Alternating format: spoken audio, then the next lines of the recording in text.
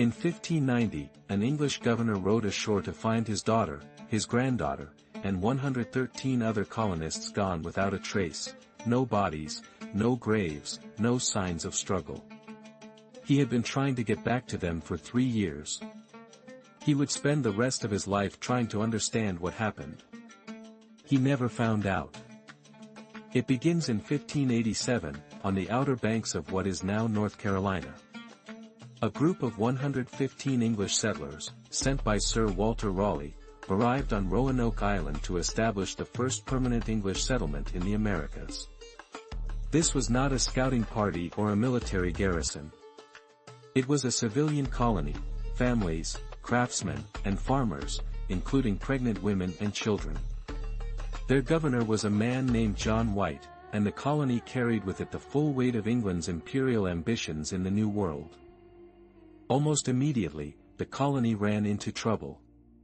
Their relationship with the local Croton and Second peoples was fractured before they even arrived, partly because of violent encounters left over from an earlier English expedition in 1585, including an incident in which English soldiers had burned a Second village over a stolen silver cup. Food supplies were critically low. The colonists pressured Governor White to sail back to England personally to secure more provisions and reinforcements. White resisted. He had more reason than most to want to stay. Just weeks earlier, his daughter Eleanor had given birth to Virginia Dare, the first English child born on American soil. Before White departed, the colonists agreed on a signal. If they had to move while he was gone, they would carve the name of their destination into a tree or post. If they left under threat or distress, they were to carve a Maltese cross above the name.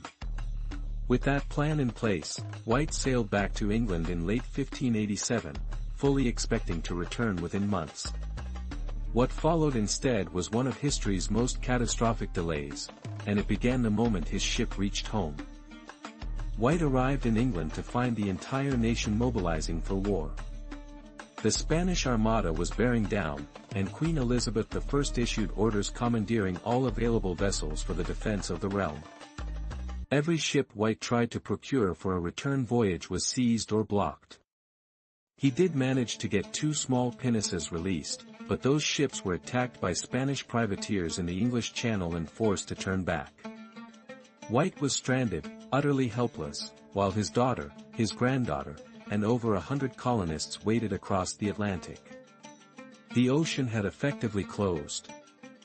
It would not be until August of 1590, 3 full years after he left, that White finally managed to return to Roanoke Island. He arrived with a privateering expedition whose captains treated the supply mission as an afterthought. The approach to shore was already ominous. As White's party rowed toward the island in darkness, they could see a fire burning inland. They called out.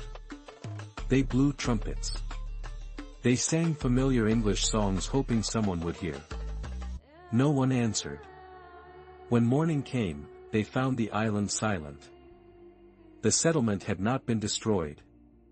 It had been dismantled, deliberately, methodically. The wooden houses were gone, not burned or broken but removed. The area had been enclosed with a palisade of logs, suggesting whoever left had taken time to secure the site before departing. White searched carefully. On one palisade post, 3 letters had been carved, CRO. On a larger post at the entrance, the full word, Croton. There was no Maltese cross. By the code they had agreed on, this was not a distress signal. It was a destination. Croton was the name of an island roughly 50 miles to the south, present-day Hatteras Island, and also the name of the people who lived there. One of those Croton people, a man named Manteo, had twice made the voyage to England with earlier expeditions and had developed a cooperative relationship with the English colonists. He had even been formally designated as a lord over the region by Raleigh's authority. If any indigenous group would have sheltered the Roanoke settlers, the Croton were the most logical. White was genuinely encouraged. He believed he knew where his family was.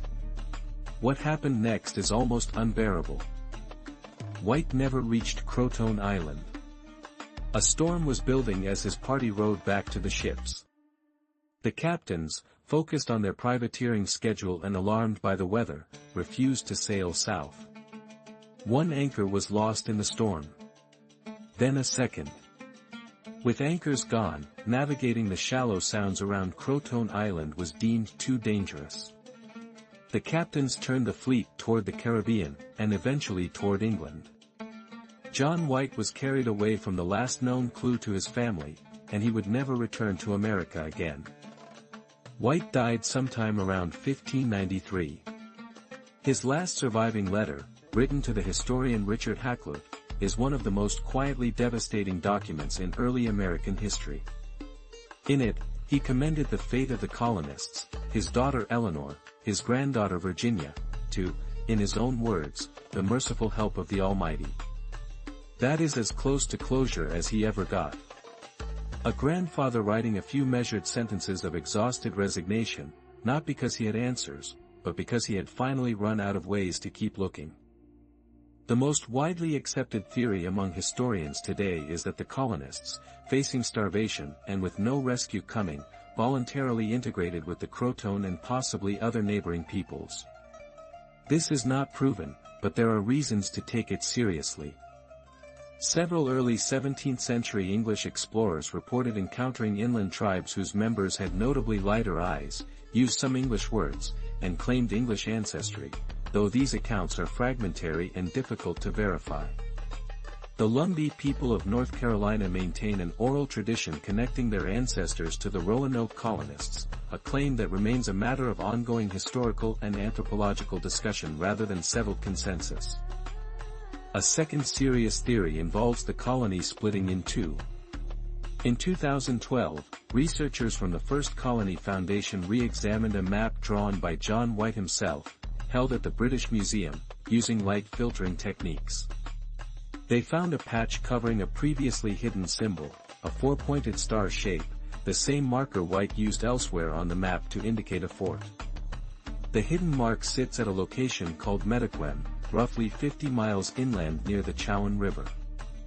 Researchers have proposed that a faction of the colonists may have attempted to establish an inland settlement there, though no physical evidence of such a settlement has yet been confirmed. There is also a darker possibility. The explorer John Smith, writing in 1608, reported that Chief Powhatan had described destroying a settlement of people who had lived peacefully among the Chesapeake tribe for many years, people who were reportedly making metal tools and building two-story stone houses. Some scholars have interpreted this as a potential reference to Roanoke survivors who had lived for decades among the Chesapeake before being killed during Powhatan's regional consolidation of power around 1607. This interpretation is contested, and Smith's account may refer to an entirely different group of people. But if it does describe Roanoke colonists, it would mean some of them survived for 20 years before meeting a violent end. Archaeological work at Hatteras Island, the former Croton territory, has provided some of the most tangible evidence for peaceful contact. Excavations over several decades by the Croton Archaeological Society have uncovered English artifacts including a signet ring, European copper coins, and iron tools in soil layers dated to the late 16th century, found mixed within native material culture rather than isolated separately. This pattern suggests sustained exchange rather than a brief passing encounter. The artifacts do not prove the colonists lived at Hatteras permanently, but they indicate that something significant happened between English and Croton people at that location. Perhaps the most haunting element of the entire story is Virginia Dare herself. She was 9 days old when her grandfather sailed away. She is the first documented English child born in the Americas. She appears in no subsequent record, no confirmed mention in any indigenous oral history, no archaeological trace bearing her name, no document from any source. She lived just long enough to be written down, and then she disappeared into the continent entirely. Over the centuries she became a mythological figure, a symbol of frontier innocence and the unknown, which has in some ways made it harder, not easier, to remember that she was a real infant, born on a barrier island in August, whose fate we simply do not know. The lost colony of Roanoke has resisted a clean resolution for over 400 years. The evidence, taken together, leans toward survival and integration rather than mass death, a story not of a colony destroyed but of one transformed, of people vanishing not into catastrophe but into a world the English had barely begun to understand. But we do not know. We likely will never know with certainty what happened to all 115 of those people, or to a 9-day-old girl named Virginia Dare. Somewhere on the Carolina coast, beneath centuries of salt air and shifting sand, there may still be an answer. We just have not found it yet. If you want more stories like this, cases where history simply stops mid-sentence and leaves us with more questions than answers, consider subscribing. There are more of them than you would think.